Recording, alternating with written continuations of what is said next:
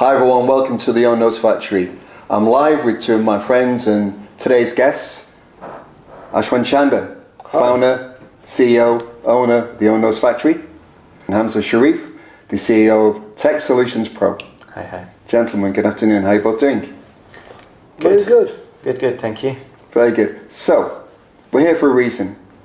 We want to discuss business post-COVID and the challenges from your experiences as businessmen that you face and also the people you work with and your clients are facing in these times. The challenges post-COVID. Okay, Ashwan, you deal with a lot of businesses here at the Own Nose Factory. What are the challenges that you see businesses experiencing right now, post-COVID? The ability to unify people together. So when you want to make a team, it's very hard to put that team together because so many of them want to work from home, some of them want to come into the office and they don't want to work together, and it's trying to marry both the worlds together at this moment in time to move their businesses forward. What do you see, how's that actually impacting on productivity and workflow? It has a huge effect on productivity at the moment because the happy medium has not yet been solved. And what do you see the happy medium to be? The happy medium to be is that you combine teams for 60 or 70% of the time and allow people to work from home some of the time, depending on your business. Some businesses must have staff there all the time. Some businesses don't need staff there all the time. But unless the people are willing to get together from time to time, the development of idea and synergies always works better together rather than sitting at home and just looking at your computer. Why do you think people have got into a work from home mentality? The cost of travel, the ease of not having to get up so early, the ability to plan your life, and you can work for 3 hours, you can have an hour off, you can go to town, you can come back and you can work for another 3 hours. But what's happening with a lot of people is they've not actually worked out that they're losing a routine of how their life should work for their families and for themselves to keep the flow going between their home life and their business life. Let's pull in Hamza for a moment and hear from your experiences. So we're talking post-COVID business challenges. You've got your own businesses and obviously a lot of clients that you interact with. What are the challenges that you're seeing and facing? So in terms of challenges, I think the challenges kind of remain the same that were before COVID as well, but a few of the aspects on the challenges have changed. Taking for example, as Mr. Ashwin has mentioned, the fact that people are, people got into the comfort zone where they do not wish to travel and they do not have the expenses to cover those travels sometimes as well.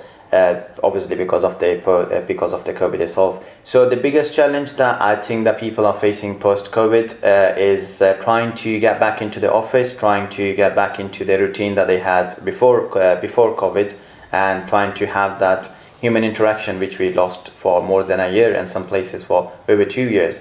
And what that did to people is the ability to work or the ability to be productive, that they had the ability they had to be productive before COVID as a team in an office has decreased a lot post-COVID because they're not used to that human interaction anymore.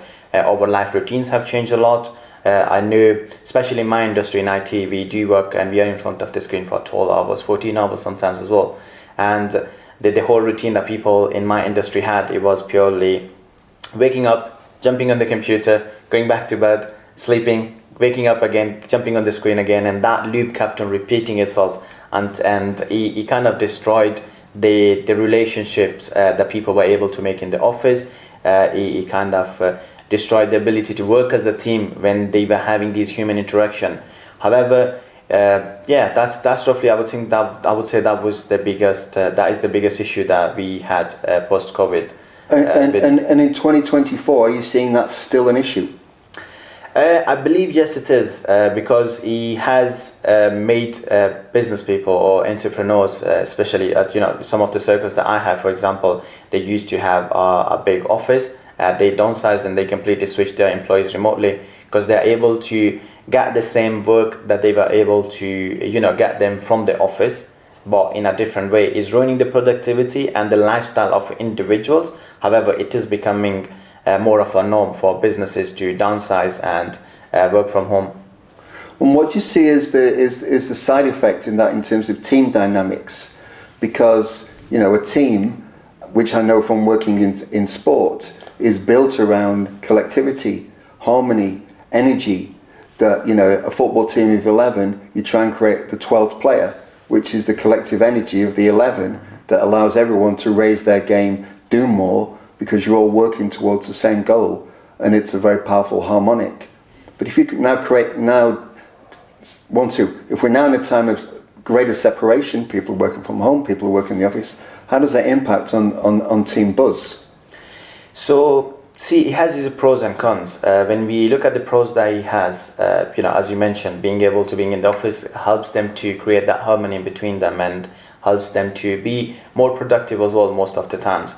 But the cons that we have with this is the fact that people are losing that human interaction, as you mentioned, and they are struggling to build that team harmony in between them, and they are struggling to become the 12th player, as you say, on the football pitch.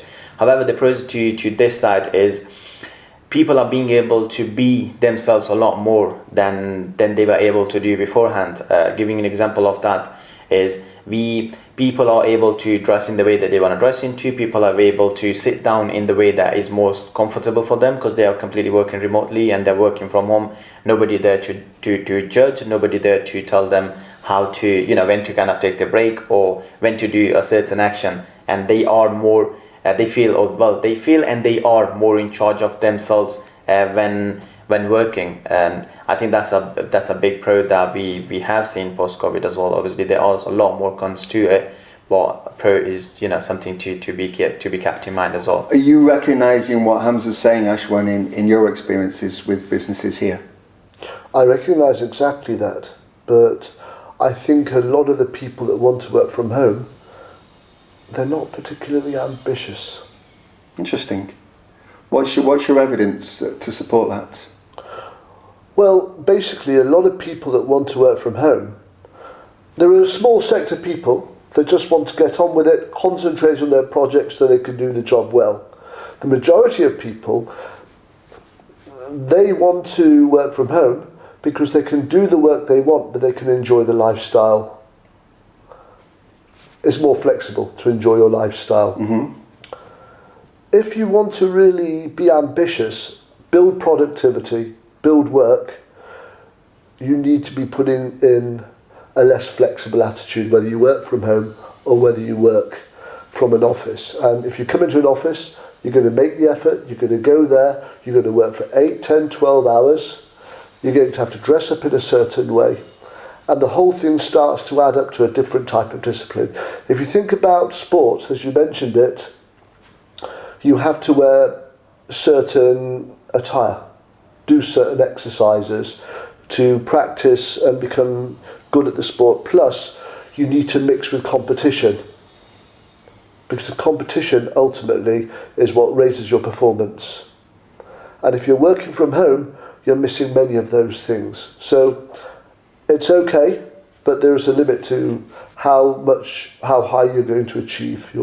That's really interesting what you said, and you kind of surprised me a little bit by the relationship between working from home and ambition and the perceived lack of ambition that you would recognise in someone working from home in their comfortability versus what you call is the discipline of ambition. Mm. What do you see the qualities to be inside that discipline for an ambitious entrepreneur? What are you actually talking about? Somebody that wants to be the best they can be in their profession, maybe earn some money, if that's not a dirty word these days. Somebody who wants to be excellent in their field to expand their horizons, start going forward in their lives.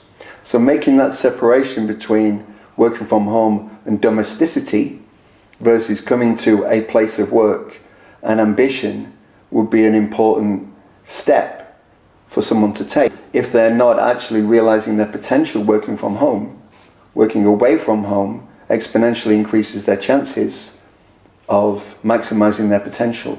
It does, because if you work from home as well, even if you appear to be doing a good job, you don't really have anything to measure yourself. The only measure of your character is yourself.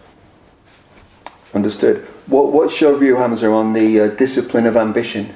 So I do agree with a lot of the points that Ashwin has mentioned. I think is one of those where, you know, a lot of the youngsters or a lot of the people of my age, I would say, they get a different opinion on certain items. So I'll explain that in detail further. Sure. So first of all, I completely agree with the fact that sometimes you are way more productive in the office. Take me for an example. I worked from home for about 5 years, and after those 5 years, I had a daughter, and then obviously my home routine changed a lot. Somewhat, I would definitely say that she was the reason that I had to come to the office, because I would be able to concentrate a lot more into the work. I would be able to completely focus on my tasks and get them done, rather than, you know, getting the task halfway done and then moving in and doing something at home and then just going back on the task, because that does become less productive. So I would completely agree with Mr. Ashwin on that point, that ambitious in terms of productivity, in terms of being ambitious and, you know, being having that fire to do more and more, is my personal opinion, and I personally believe that it does come down a lot to the way you are brought up, the circle that you're around with, the people that you hang around with, and with what you actually want to achieve in life. I have a lot of my friends that are running local businesses. They're very successful businesses, and they are more than happy to run them. They could do a lot more, and I know that, and they also know that they could do a lot more. But because their ambition, the ambition that they have, or you can say, or the goal, or the thing that they want to achieve is purely that what they currently are in, and that comfort zone is where they are happy, and they kind of stop there. I wouldn't say that they are not ambitious enough to go forward and do bigger and better things. I would only say the only thing stopping them to going forward and being, you know, pushing a bit more. For example, currently they have, you know, let's just say they have 2 shops, 3 shops. What's stopping them to have 4, 5, 6 shops is the fact that they do want to have that balance between life and work. So yeah, so that's roughly my opinion when it comes down to this point. But yeah, I would definitely stress the points again that you do, as I mentioned on previously as well, that you do need to have the right people around you in order for you to achieve anything, or in order for you to move forward and grow.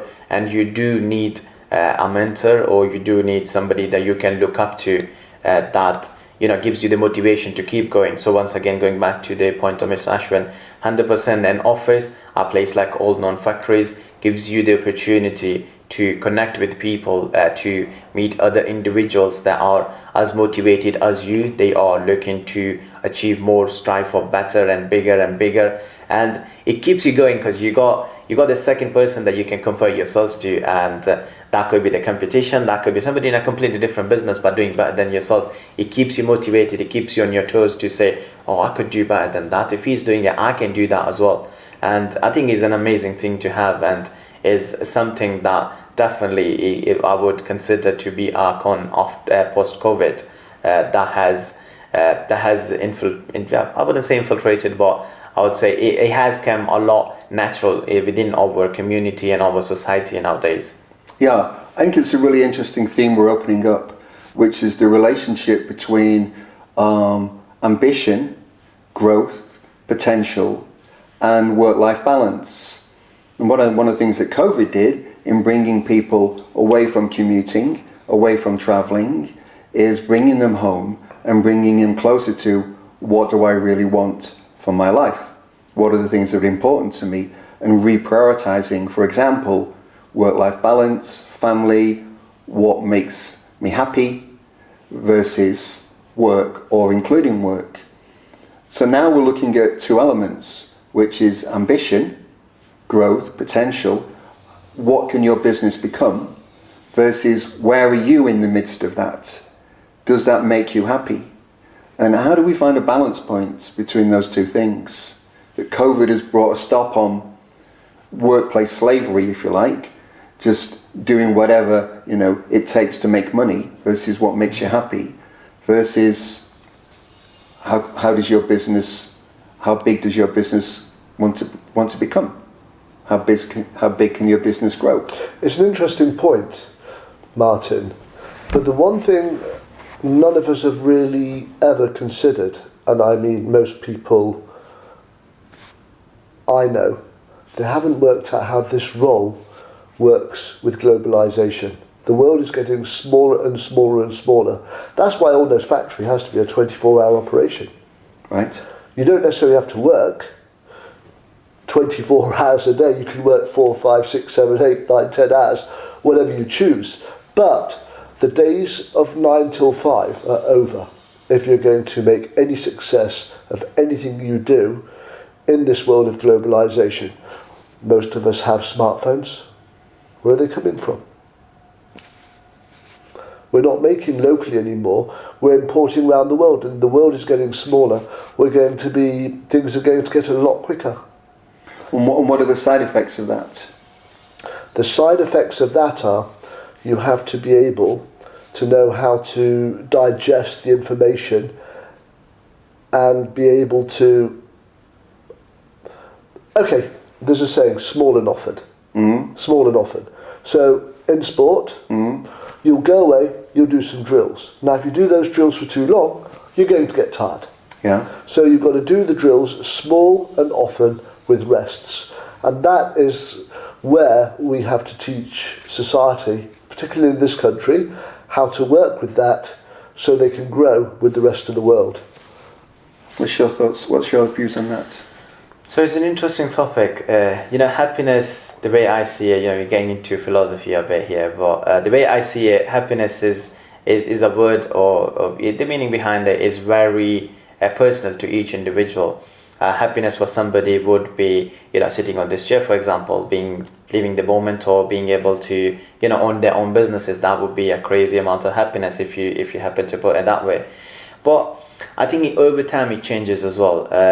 Taking myself as an example, for me, happiness has always been business. I got myself involved into multiple businesses, and I always enjoyed that. And it makes me more happy to, not just be here, but to look forward to what's coming next. But I know a lot of people that it would make them a lot more happy to just run one business, being able to make decent amount of money from it, live a comfortable life, and that's happiness for them.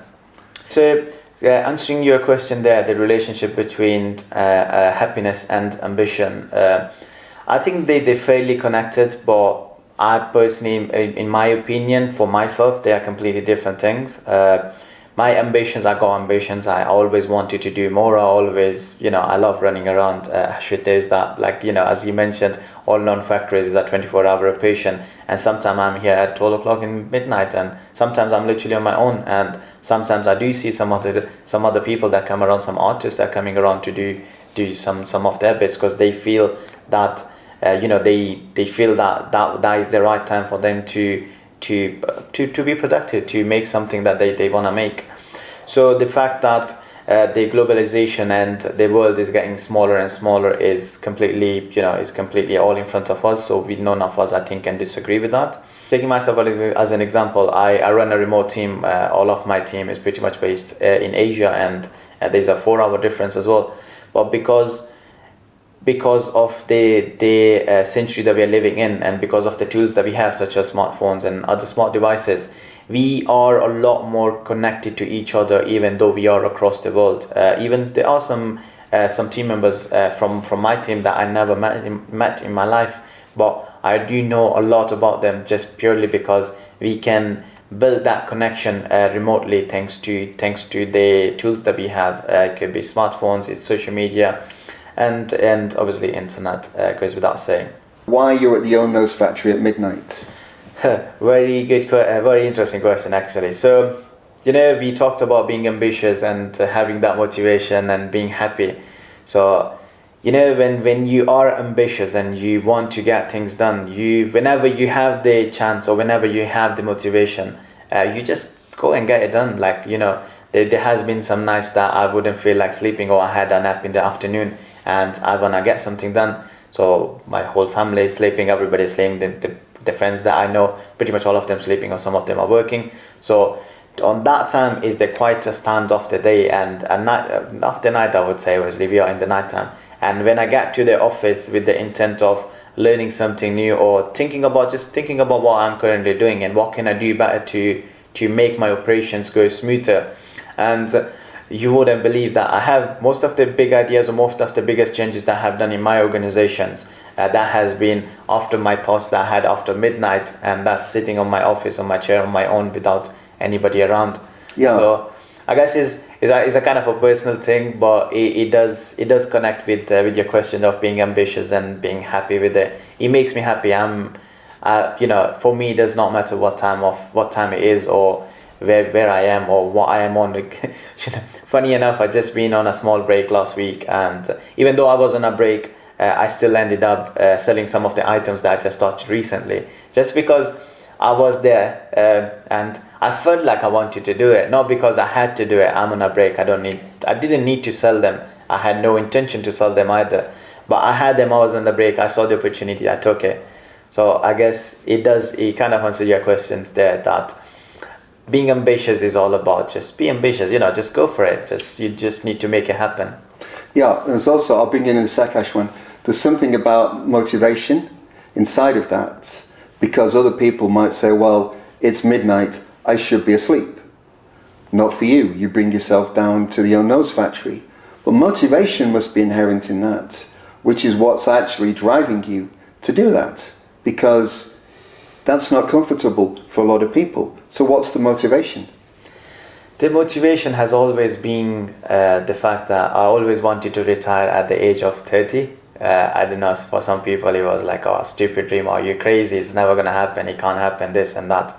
I started my career very small, but I did a lot of the stuff when I had to do it, and I built myself to where I am now through multiple businesses and experiences, errors, mistakes, failures. There has been a lot of it. There has been a lot of happy moments as well. There has been a lot of hard moments. When it comes down to business, is always a roller coaster. There's always ups and downs in business that you are gonna face. But the motivation that always been with me is, I think I just always enjoyed business. I always enjoyed that interaction with people, and I always enjoyed the idea of business itself. Crazy enough to move from Italy to UK at the age of 16 just to study business. And then obviously during my career I realized that studying business won't help me do business, so I jumped into business. So yeah, I think that's the motivation for me is purely I want to be involved in businesses. I want to be able to be someone who is able to leave a legacy behind him, being able to be someone who is able to build and do something that people can never forget about. This is actually a very important point, because we're talking about, it's about the right environment. So going back to the original topic was about COVID and working from home. You will not sense the changes. So you were also talking about having 2 shops and being happy. That's okay. But even if you only have so much of a business that makes you happy, you have to still embrace change to keep where you are. And that will not happen if you're working from home, because you won't be sensing those changes till it's too late. You have to get, whether you work from home, whether you're going to your local coffee shop and hanging out, if you don't get a feel for what your peers are doing, artificial intelligence is a long way from solving those things, and that's a subject for another day. Until you can feel, unless you feel those changes of what people are doing, it'll be too late by the time you've picked up what you need to do. You could by all means go home, research it, but the best way is to see what other people are doing, how they're becoming successful, and then you go away and you learn from that. How many years have you been in business? I've been in business now for over 40 years. Are you still ambitious? Very. Are you? Yes. What drives you What drives me is helping people grow. Being on the ground floor with someone like Hamza and working with him, giving him the space and watching him grow and be a success. And we've had, in the industries I've been in, that I've managed to work with people from the ground up, and I've seen them successful. And to make things, to be sinful, we've made money together as well. Why is that important to you, to help people grow? Because it's wonderful for human beings to be helping each other, and then we give back to society. I don't want to see people just do nothing with their lives when there's so much talent in people like Hamza. So now you're talking about the theme of community, whereby there's working from home, but there's working in and around people and having conversations with people. Absolutely. And the potential for inspiration, the potential for support, and the potential for community, where the ideas from one inspire and fortify somebody else, and vice versa, which is really a whole new dimension in terms of interaction. Is what do you know about business in your 40 years that I don't know, that if I did know, would help me or would help Hamza, and vice versa. So you're creating a connectivity by being around people who have the same desires, motivations and drive as oneself. So the first thing you've got to recognise is what industry you're in. Is there a time where you've got to move it on? So for example, the Old Nose factory was a textile factory. Our business, Nottingham, was very famous for lace. So we had a lace business that was doing very well in the 90s. We embraced the fact that to make the business work, we had to start moving the productivity abroad.